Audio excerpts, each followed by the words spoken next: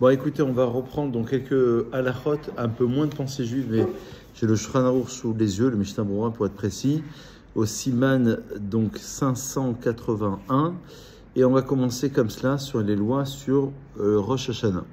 Noagim Leitanot Erev Rosh Hashanah, dans le Shulchan Aruch c'est rapporté au nom du tour, c'est un minhag ashkenaz qui s'appuie sur un midrash de Rabbi Tanchuma. C'est marqué au Kartem Lachem Bayom Arishon, et donc certains ont l'habitude de jeûner ce qui est veille de Rosh Hashanah. Le Mishnah Berurah explique Felou Atinokot Mitarnin, c'est un minhag, ça veut dire vendredi. Même les jeunes enfants vont jeûner. Même les enfants vont jeûner, mais c'est un minhag, c'est pas aucun caractère obligatoire. Ceux qui sont Medagdekim, dit le Rama, ceux qui sont pointilleux, vont aussi jeûner pendant les 10 jours de pénitence, puisque vous savez que les 10 jours de Haset et Metshuva vont commencer depuis vendredi soir, Shabbat, dimanche, jusqu'à Kippour, pour avoir la possibilité de pouvoir se rattraper et revenir vers Hachem. Et donc, dans la Hamida, on va changer à Melech HaKadosh. C'est plus seulement, on l'a rappelé dans la halakha de ce matin, c'est plus seulement le Dieu qui est saint, c'est le roi qui est saint. Et dans Amelech Ohev Tzedaka Mishpat, le roi qui aime la justice et la tzedaka, la charité, on va dire, on va changer à Melech HaMishpat. Donc dans la halakha, si c'est tellement important de faire régner Dieu, puisque le but de Rosh Hashanah c'est d'amener la Malchut Hashem, la royauté divine, le but de Rosh Hashanah, dit le Ramchal, avant de revenir à la halakha, c'est aussi, on va dire les choses ainsi, c'est un avant-goût du monde futur. Donc, c'est d'amener le dévoilement d'Hachem sur terre. Donc, c'est important puisque à la fin des temps, par le roi Mashiach, qui sera le canal, le vecteur à partir duquel Hachem va se révéler, va devenir roi, c'est important de comprendre que Rosh Hashanah, c'est un avant-goût de cette dimension-là. Donc, Amelech HaKadosh. C'est tellement important dans la halakha que si on a oublié Amelech HaKadosh, il faut reprendre la Hamida à son début. Sauf si on se rattrape dans les 2-3 secondes. Shalom Alecha, Mori, Verabi, le temps de dire ces 4 mots. Si on s'est trompé dans Melech Ohev Tzedaka Mishpat, au lieu de dire Amelech HaMishpat, le roi, quand une fois on fait régner Dieu, Melech ça veut dire le roi. Le Maharal dit d'ailleurs une très belle idée, il dit que quand la Gemara dit dans Rosh Hashanah page 16 que on va citer, on va en parler des passages dans le Moussaf où on fait régner Hachem, que des Shitamichoni Alechem, le Maharal fait remarquer que dans la dimension de Melech, il y a Molir. Le Melech, il est Molir. C'est quoi? C'est que le Melech, le roi, Molir, il va faire amener la crainte. C'est faire venir, littéralement, Molir. D'accord? Il va faire en sorte de faire venir la crainte sur terre, la crainte de Dieu, la royauté divine. Dans Amelech HaMishpat, la halakha dit que si on s'est trompé, il faut revenir au passage. On ne va pas refaire toute la Hamida. Sauf si on a terminé la Hamida, c'est qu'il faut tout recommencer. Mais si on est en pleine Hamida, avant Elohim Netzor, on va reprendre à Hashiva Shoftenu. Maintenant, on a dit qu'il y avait 2 exceptions dans la halakha intéressantes. C'est un petit chidouche. C'est que si c'est l'officiant qui prie et que les gens ne l'ont pas repris, et qu'à un moment donné, quelques phrases après, ils lui disent « Mais attends, tu as dit Aïla Kadosh, il fallait dire Amelech HaKadosh », il doit revenir que depuis Atakadosh. Il ne doit pas refaire toute la Hamida. Pourquoi? Parce qu'on a déjà fait la Kedusha. Et dans la prière du vendredi soir, on a rappelé aussi que quand on fait la petite répétition, et si l'officiant s'est trompé, il ne doit pas tout refaire aussi. Voilà les 2 petites exceptions. Alors le Shulchan Aruch dit qu'on a pris l'habitude, alors là je me suis perdu, voilà, de jeûner pendant les 10 jours de pénitence. On ne va pas lire la parasha de Vaïchal qu'on lit pour les jours de jeûne. Évidemment, si nous dit le Rama, même ceux qui jeûnent, s'il y a une Brit Mila, puisque c'est Seudat Mitzvah, un repas en l'honneur du Mitzvah, puisque c'est une Mila, une circoncision, ils auront l'autorisation de manger. Ok. Alors, à savoir que veille de Kippour, c'est une mitzvah de manger, donc on ne jeûne pas. Kippour, on jeûne. Shabbat, on ne peut pas jeûner. Rosh Hashanah, c'est Yom Tov, donc ça enlève 5 jours déjà. Il n'en reste plus que 5. Et cette année, ça va aller très très vite, parce que le jeûne de Guédaléa tombe lundi. Donc, de manière, c'est un jeûne obligatoire comme je vais de faire. Donc, il n'en reste plus que 4. Il reste que mardi, mercredi, jeudi, vendredi. Donc, sur les 10, en réel, il y en a 4. Le Harizal, entre parenthèses, il rappelle que pourquoi jeûner, c'est pour obtenir une expiation sur toutes les fautes de l'année. De la même manière que, je ne sais pas si vous vous rappelez, la semaine dernière, on a expliqué que les 12 derniers jours de Elul, c'est écrit dans les Sfarim, je crois que c'est au nom du Rida, qui explique que c'est un pardon par rapport aux 12 mois de l'année. Les 10 jours de pénitence, le lundi je jeûne pour pardonner tous les péchés du lundi de l'année. Le mardi par rapport à tous les péchés du mardi, mercredi, etc. Bon, c'est un minag, hein, c'est pas obligatoire, mais c'est un bon minag. Ceux qui ont du mal à jeûner, ils vont jeûner jusqu'à Chatzot, jusqu'à 13h30 à peu près.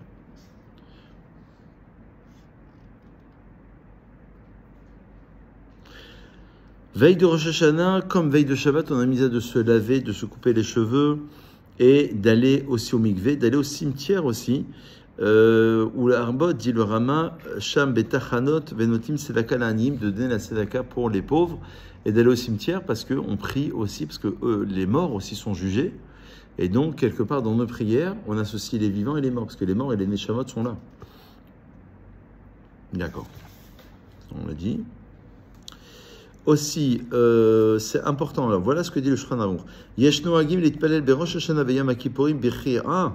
Certains ont l'habitude. Alors ça, c'est le Shulchan Aruch qui s'exprime ainsi, au nom de Tours, toujours au nom du Minag Ashkenaz, de jeûner, de prier à Rosh Hashanah et jour de Kippour en étant soumis à Hachem. B'chir, ça veut dire en se soumettant, en se prosternant en quelque sorte. Usrichim em liskof besof abrachot, mais ils doivent se relever, se redresser, donc ils vont être un petit peu courbés, mais ils doivent se redresser à la fin des brachot. Alors il y a des textes qui ont été institués à l'époque des Géonim, c'est les textes de Zochenu, Mikamocha, c'est les textes écrits en petits caractères sur le patar, souviens-toi de nous, ou qui est comme toi Hachem, qu'on rajoute pendant les 10 jours si on ne les a pas dit, et on n'est pas obligé de refaire la Hamida à son début. On ne se reprend pas, quoi. D'accord ? Et enfin, une autre halakha, hein, c'est écrit dans la Gemara de Kritout, au nom de Abaye page 6, ok, que l'homme, il doit simana milta hi. Le siman, ça veut dire de démarrer, vous savez, comme on dit en français, commencer sa journée du bon pied, ou alors du mauvais pied, de commencer l'année avec un bon siman. Le siman, c'est-à-dire faire un symbole, c'est quelque chose qui a une réalité, qui a une importance. D'où la veille de Rosh Hashanah, les 2 soirs, on va manger la pomme trempée dans le miel pour avoir la douceur. La date, ce qui signifie que nos ennemis soient anéantis. Les grenades, que nos mitzvot soient aussi nombreuses que les graines de la grenade, 613. Même les réchaïm, même les impies sont remplis de mitzvot, parce que même quelqu'un qui ne pratique pas la religion, il doit faire certainement des mitzvot de tzedaka, ou de soutenir un pauvre, ou alors d'aller voir un malade ou d'assister à un enterrement. Donc, ils sont remplis de mitzvot comme une grenade. Donc, chaque fruit ou chaque légume a évidemment un siman. Le Rav Ovadia Yosef rappelle qu'il est plus conseillé, parce qu'il y a 2 minagim. Il y a un minag de passer au seder juste après le kiddush, mais le meilleur minag, c'est possible de le faire, mais manger moins de 30 grammes,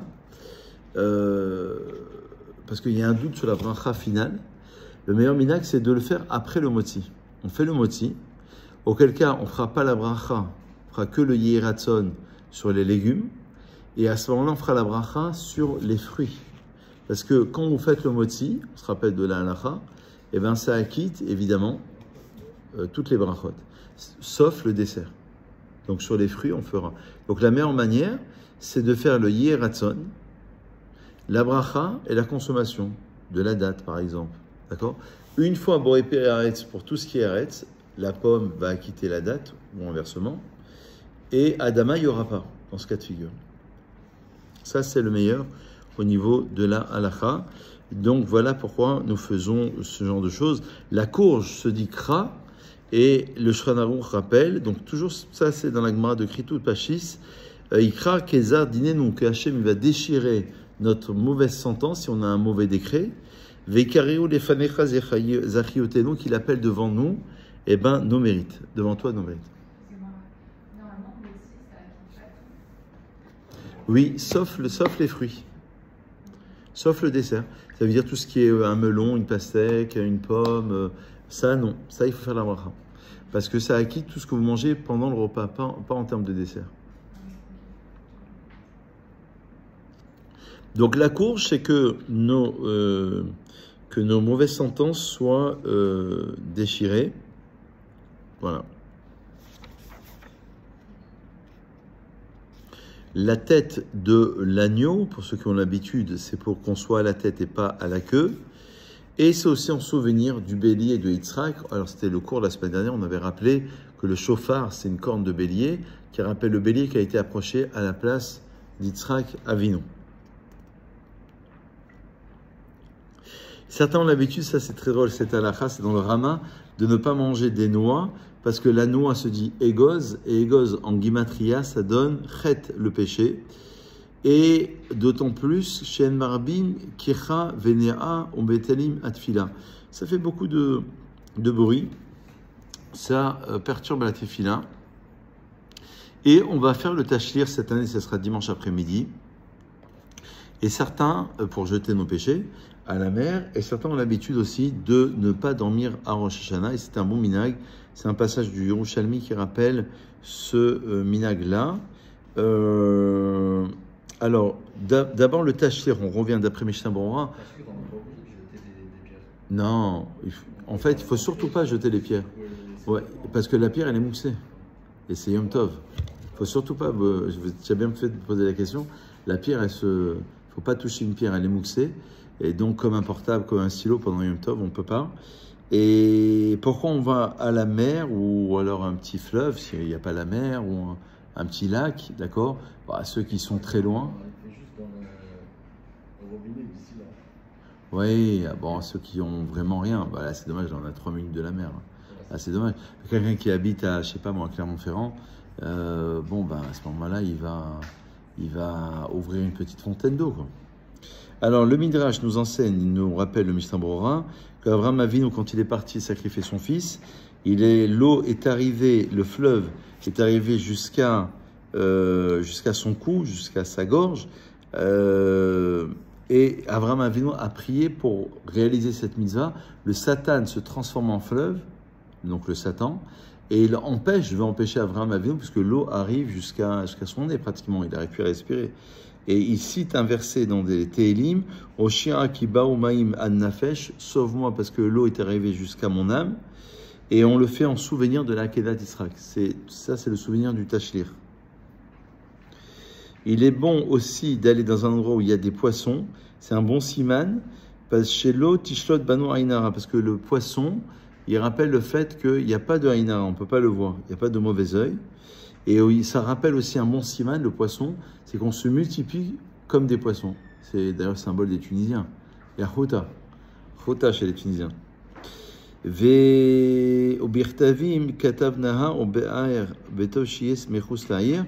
les Ktavim, c'est marqué que c'est bien d'aller devant un fleuve ou un puits, mais c'est bien d'aller en dehors de la ville. Bon, c'est pas notre cas pour nous à Nice, mais c'est bien de manière générale.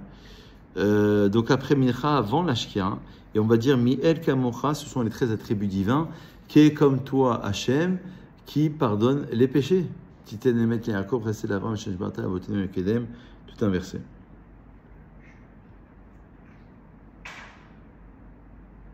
Deuxième chose que nous rappelle le Mishnah Berurah, pourquoi on a pris l'habitude de ne pas jeûner, parce que dans le Talmud de Jérusalem, c'est marqué Man de Damir Bereshata Damir Mazalé. Celui qui dort en début d'année, son mazal dort. Et le Hari rappelle que chez Achar, Chatzot Mutalishon, qu'en vérité, le jugement il a lieu pendant les 3 premières heures de la journée. C'est-à-dire qu'il faut se lever tôt, faire des télim, se concentrer, pas de lachon hara, pas de concentration dans la prière, pas de parole dans la synagogue, etc. Et tout ça, c'est le matin. Après Chatzot, c'est après 13h30, quand on a fini la prière, qu'on finit un peu tard, eh bien, évidemment qu'on peut aller dormir, parce que là, déjà, la sentence a été prononcée. D'après le Harizal, c'est autorisé.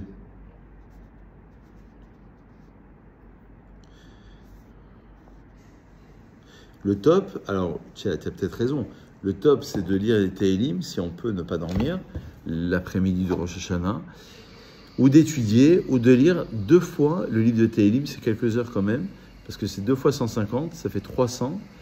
Valeur numérique de Kaper. Kaper, c'est expier les fautes. Expiation des fautes. Kaper, c'est Kippour. D'accord? L'expiation des péchés.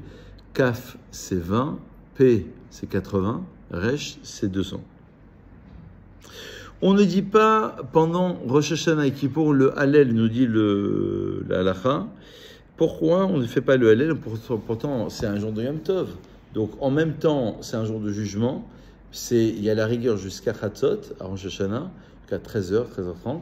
Et après, c'est plus le Yom Tov qui l'emporte. On va manger, on va se détendre, on lit un peu les Télim, on peut se promener éventuellement. Donc, c'est un jour de Yom Tov. Mais, malgré tout, les rabbins n'ont pas institué la prière du Hallel, qui était vraiment un jour de fête, où c'est festif. Là, on est quand même dans les jours redoutables. Yamim Noraim, quand même une certaine rigueur, parce qu'on est jugé quand même. Et Kippour, on est quand même pardonné sur nos péchés. Alors, comme le rappelle Mishnah Berurah, et il rappelle cela au nom de la Gemara, parce qu'il y a les livres des vivants et des morts qui sont ouverts devant Hachem, comment pourrons-nous dire une shira, un chant, et on a quand même la crainte du jugement.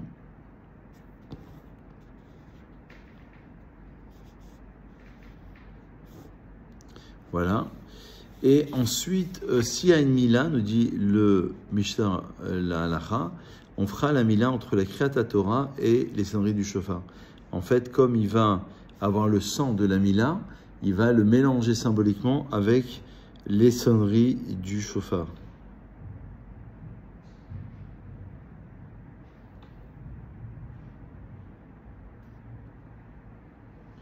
Alors voilà, maintenant dans la halakha concernant le shofar. Le shofar de Rosh Hashanah, il doit être, c'est dans Rosh Hashanah page 16, il doit être, le meilleur c'est d'un bélier, il doit être courbé parce qu'on se soumet devant Hachem. Bedia Avad nous dit la halakha, a posteriori, ça c'est a priori, et a posteriori, toutes sortes de shofars sont cachers, qu'ils soient droits ou qu'ils soient courbés. Ça c'est le meilleur, c'est corne de bélier courbée. Mais normalement, n'importe quelle corne est cachère, sauf laquelle? Alors, vous avez étudié ou pas? La para, la vache, c'est pas soul, dans tous les cas de figure, parce que ça rappelle la faute du veau d'or, la vache, le veau. Les cornes des bêtes sauvages aussi, ça forme un seul os. Et sont aussi, psulim nous dit, la halakha, c'est pas caché. Voilà. Alors, nous rappelle le Mishnah Berurah. Alors, deux béliers, bon, bah, c'est facile, ça rappelle le sacrifice d'Israël. Donc, voilà, tout ça, ce sont des sens que nous connaissons. Et courbé, parce qu'on va se soumettre devant Hachem. Et Bidi Avad, tout marche, sauf ce qu'on a cité à l'instant. Il y a aussi dans la halakha une indication, ça m'intéresse beaucoup, que tous les sons du shofar sont cachers. Il n'y a pas, dans l'inconscient collectif, il y a une forme de sonnerie qui est cachère. Ça veut dire, il y a un son qu'on a l'habitude depuis l'enfance d'écouter, et pour nous, c'est ce son-là qu'on recherche.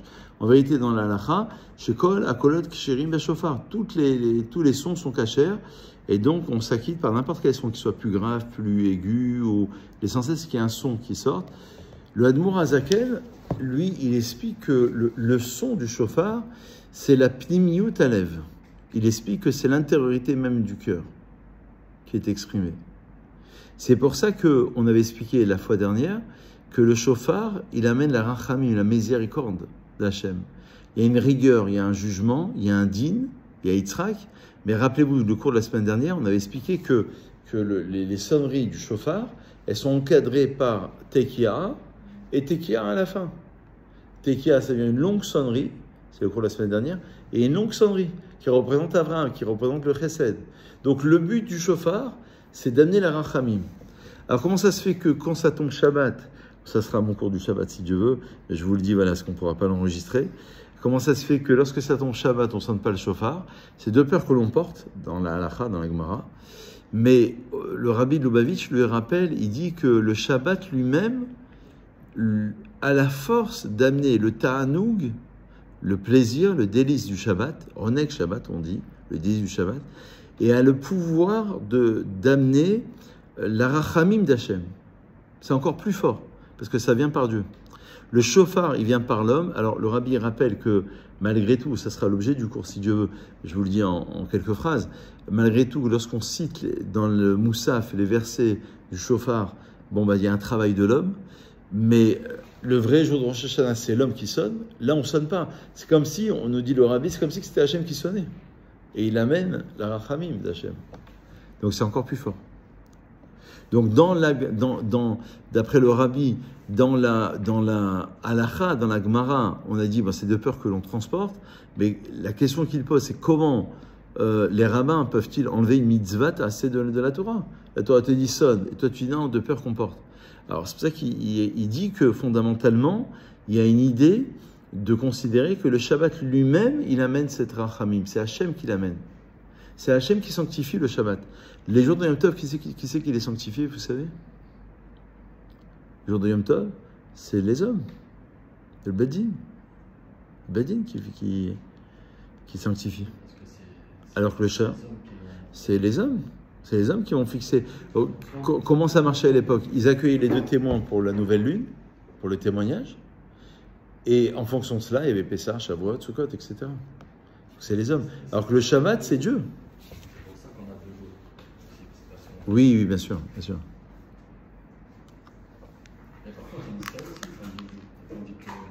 Oui. Alors, on a expliqué qu'en fait, le Zohar, il explique qu'il y a un jour de Rosh Hashanah, le premier, c'est Dina Kaché, un jugement qui est dur. Et le deuxième, c'est Rafia, qui est plus tendre. Il y en a qui expliquent qu'il y a un jugement collectif qui est relié à la collectivité, et deuxième jour qui est relié à l'individualité. Deux formes de jugement. Donc comme on n'est plus au niveau d'avoir un seul jour de Rosh Hashanah sur le jugement, on va avoir dans ce cas de figure deux formes de jugement. Voilà, donc on est toujours dans la halakha, au Siman 588,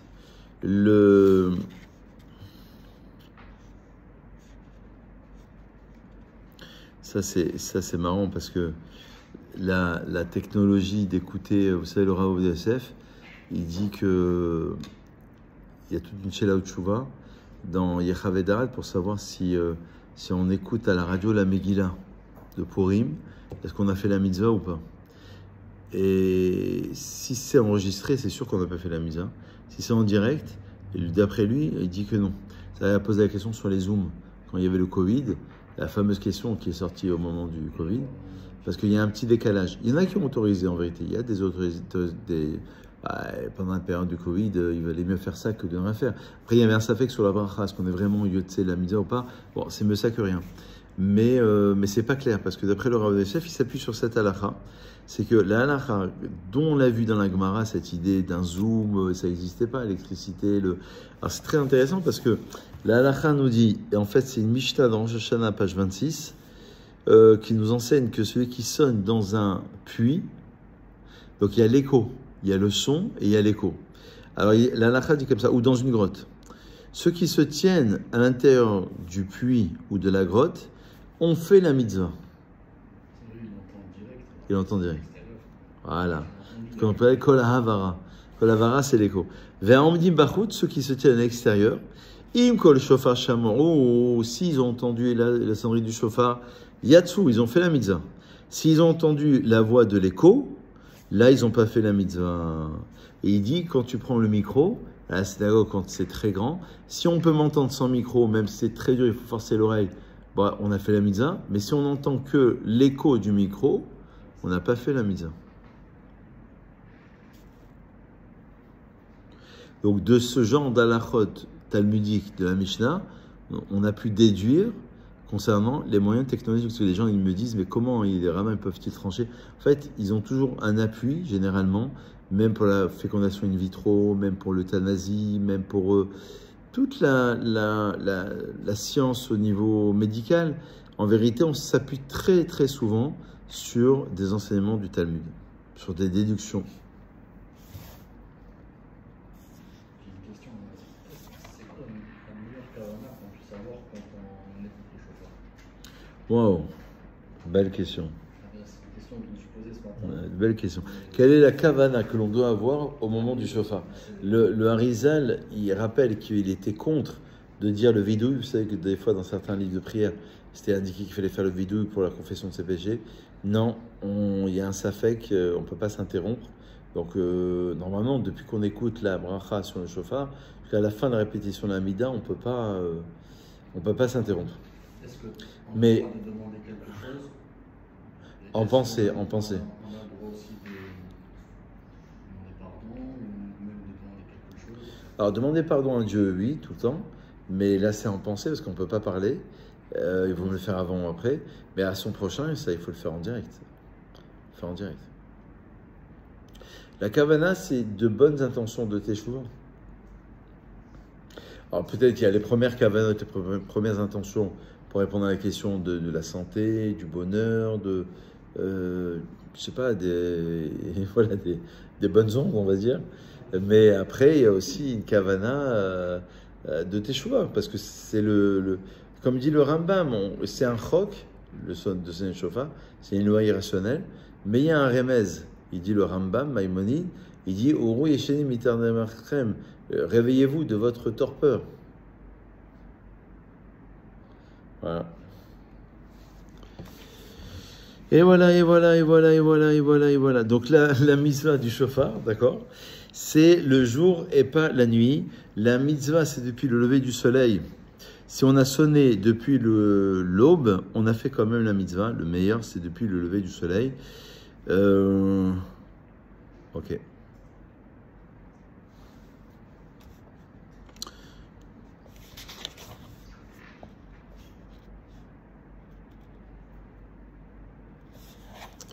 Donc, il sera, quand Rosh Hashanah tombe en Shabbat, interdiction de déplacer le shofar, imlo letzorer gufo ou mekomo, si ce n'est qu'il est mouxé, puisqu'on ne peut pas le sonner avec.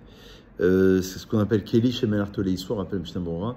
C'est un keli qui sert à faire une interdiction, si ce n'est pour son besoin à lui ou pour sa place.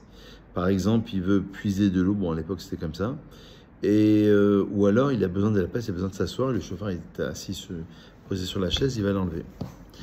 Le principe dans la halakha du chauffard, c'est un principe général qu'il faut que vous reteniez. C'est bien de faire un peu de la halakha parce que ça fait travailler.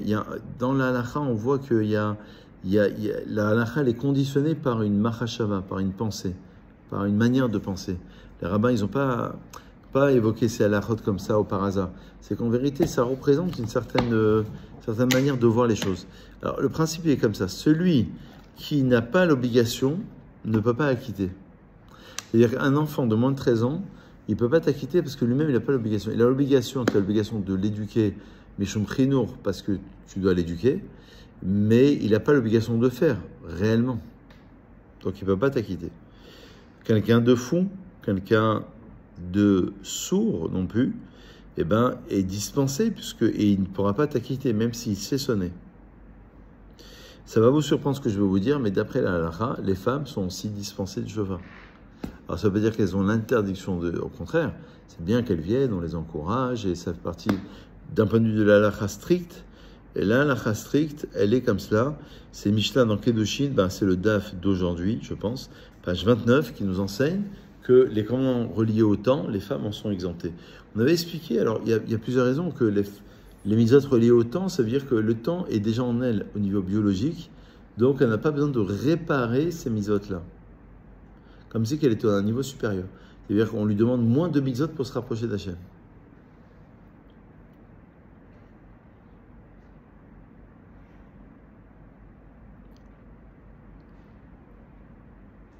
Voilà quelques petites halachot sympathiques. Celui qui a fait le neder de ne pas, donc le vœu de ne pas profiter de son prochain, il a l'autorisation de lui sonner la tekiaot de mitzvah. Pourquoi a-t-il l'autorisation de lui sonner alors qu'il a fait le neder de ne pas pouvoir en profiter? Des mitzvot lav lehanot nitnu. Alors là aussi, c'est un deuxième grand principe que vous pouvez retenir dans la halacha, c'est aussi dans la Gemara. Les mitzvot ne sont pas donnés pour en profiter. Ve'en tekiot mitzvah bichlal isur hana'a. Donc les tekiot ne sont pas une mitzvah qu'on va inclure, à tel point qu'on va les inclure dans l'interdiction d'en tirer profit. D'accord? Donc les mitzvot ne sont pas donnés pour un profit. Donc celui qui fait le neder de ne pas profiter de son ami, il a quand même l'autorisation de profiter de ses sonneries. Parce que les mitzvot ne sont pas donnés en termes de profit. Combien nous dit la halakha, c'est tout ça, c'est la Gemara, par exemple ici, c'est page 33 dans Rosh Hashanah. Combien de tkirot, de sonneries un homme a-t-il l'obligation de sonner à Rosh Hashanah? C'est 9. Il y a 101 sonneries au total, mais à l'origine c'est 9. On apprend d'une Gzera Shava, qu'on appelle en français l'analogie des termes, entre Yovel et Rosh Hashanah. C'est marqué 3 fois, le terme teroua, qui signifie la sonnerie, à 3 reprises, 3 fois 3, 9. Parce qu'une teroua a forcément un son avant et un son après. Donc il y a 3, et 3 fois ça fait 9. Là, c'est selon la Torah. D'ailleurs, c'est intéressant ce sujet-là, parce que, en fait, c'est pas écrit clairement. Dans le jour de Kippour, c'est marqué Ve'avata shofar teroua. Tu feras faire passer littéralement la sonnerie, le shofar de la sonnerie. Rosh Hashanah, c'est marqué Shabbaton zichron teroua, souvenir de la sonnerie. Yom teroua yelachem. Voilà les 3 versets. Le Yovel représente cette idée de se libérer. Parce que le Yovel, c'est quoi? En français, c'est le jubilé, c'est la 50e année. Vous avez la Shemitah, qui est la Shemitah, la 7e année, la Terre en jachère. La 50e année, c'est le Yovel.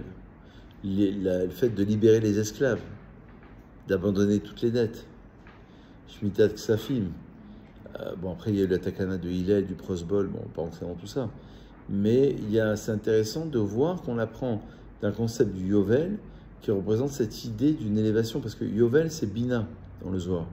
Bina, Shemitah c'est dans Malchut et Yovel c'est dans Bina, c'est un niveau supérieur de compréhension. Le Harizal il rappelle qu'il y a Rosh Hashanah, Kippour et Sukkot. Rosh Hashanah c'est Bina, Kippour c'est Chochma et Sukkot c'est Darat.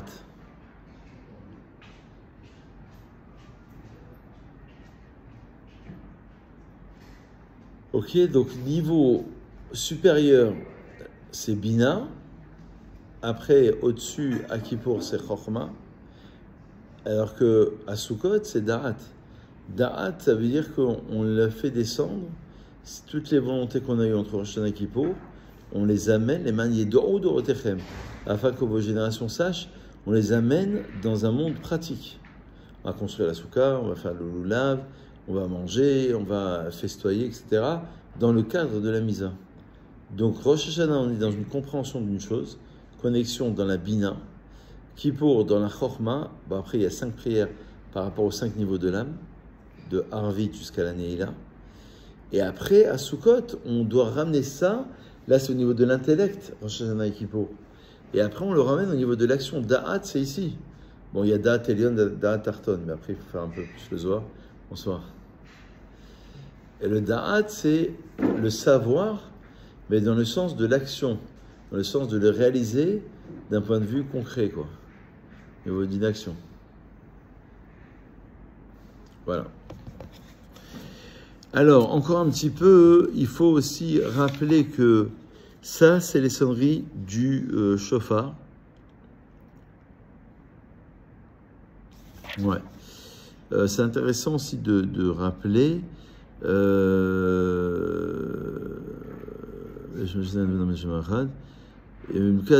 Voilà. Les premières tekiot, premières sonneries, parce que vous avez 30 sonneries avant Moussaf. Ces 30 sonneries avant Moussaf, vous allez les faire en un seul souffle, qu'on appelle Shvarim et Teroua. Et les tekiot, en étant debout dans Moussaf, on va les faire en 2 souffles. Bien que le Rama dise que dans les deux, on fera en 2 souffles, en 2 temps différents. Il ne faut pas être Isaac, Shelo, Yafsik, Yoter, Migdi, Nishima, pas trop s'interrompre entre les deux, plus que le fait de souffler, de respirer.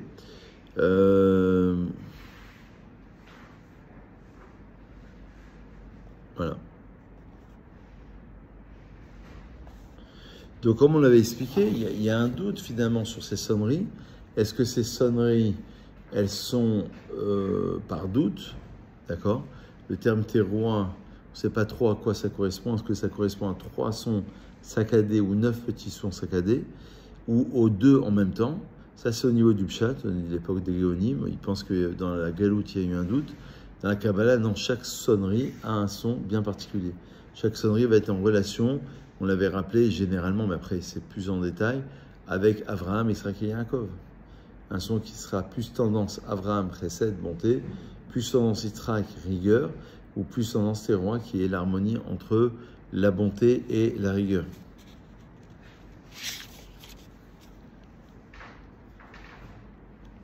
Et après, évidemment, il y a le Moussaf.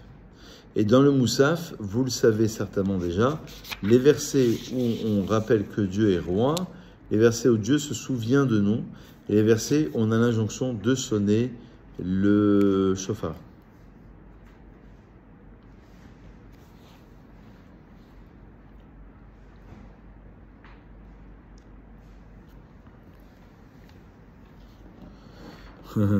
Enfin, une dernière halakha, et puis on va s'arrêter sur cela. Il y a une braïta dans Rosh Hashanah, page 34, qui dit, si tu as, bon, c'est un peu théorique, mais peut-être, si tu as 2 villes, il y a une ville dans laquelle on est baki, on connaît bien les sonneries du shofar. Parce qu'il y a une manière de sonner, n'importe qui ne peut pas sonner. Et on ne connaît pas Moussaf. Dans une autre ville, on connaît Moussaf, on sait faire bien Moussaf, mais on ne connaît pas les sonneries. Il doit aller dans l'endroit, chez Bekim, Mitkirot. On est baki, on est compétent dans les sonneries. Afeu shel Moussaf, Vadaï, Veshel Mitkirot Safek. Voilà.